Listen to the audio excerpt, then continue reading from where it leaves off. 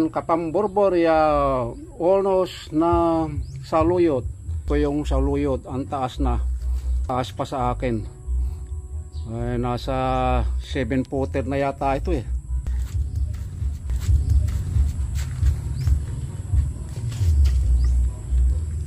So ayan oh, ang taas na.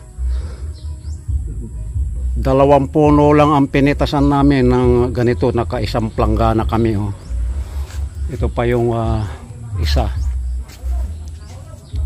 So ayan. Ang adobong saluyot.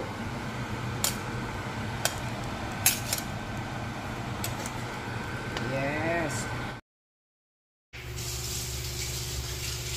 Ang heavy lunch namin. Ito na yung bagong pitas na saluyot. At syempre, ang daming naming ulam ngayon.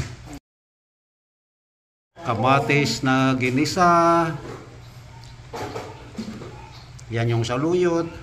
Syempre, huwag kalilimutan ng kanin. O, mayroon pa tayong tuyo. At saka pritong saging. Kain na tayo mga kapatid. Mga kapitbahay.